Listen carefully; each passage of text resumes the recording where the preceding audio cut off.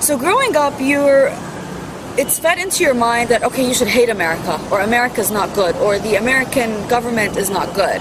And you try, because I personally think, because I was raised in America, I was raised to have a mind of my own.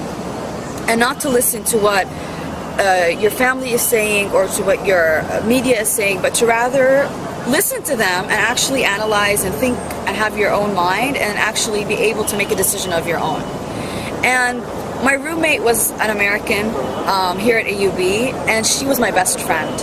And it took me a lot of time when I had to take her to my village and she wanted to visit and meet my family. It was as if they weren't accepting this new person. And it was so hard for me to understand. I didn't have that issue. I loved everyone equally. Again, because I was raised in a community full of love and with no stereotypes. But in Lebanon, it's different. And Lebanon, and also not only in Lebanon, but in other countries as well, like there are a lot of stereotypes. The media really affects the way people think, especially before and after 9/11 and all of these issues. So I tried as much as I can to demonstrate to people, rather than telling people, no, this is wrong, or yes, this is what you should be doing. I wouldn't do that. I realized I had to be smarter. And so I started to demonstrate and show people that it's okay if we're friends with someone who's from Oman or America or Europe, and you can communicate and you can build bridges with these people. And I remember one of the most important incidents in my life is I have a mentor for my business. And basically when he came to Lebanon, he's like, please don't put me with any Muslim. And I don't want to be with someone who's veiled because like they're all scary. And he turned out to be my mentor. And he later on admitted, he was like, you know what, Esther, I'm really sorry. I had to tell you something. I judged you, I put stereotypes on you, and you've really taught me more than I've ever intended to teach you. And we became best of friends. And even after our mentorship is over, we are still gonna, communicate and talk. But it's because I showed initiative. And I showed him that even if I'm veiled and if you have your stereotypes against me, or I'm Arab, or I'm from a Muslim society, I'm still willing to come and to talk to you. And I really, really think it has a lot to do with how my parents raised me and the environment that I was in. So,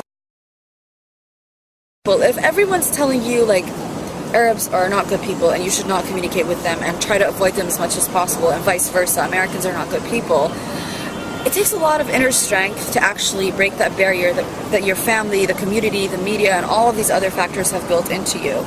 So that's why I think communication in terms of us taking that extra step and introducing yourself to a guy named John and saying, hey, my name's Esther, I'm from Lebanon, where are you from? And once you get to know who they are and what they do, it starts to break those barriers and you really start to connect. Even here in Lebanon, like, I always think about ways to get to know other people in other communities, because we're in a country where you have like 15 different religions and race and all of these ethnic people.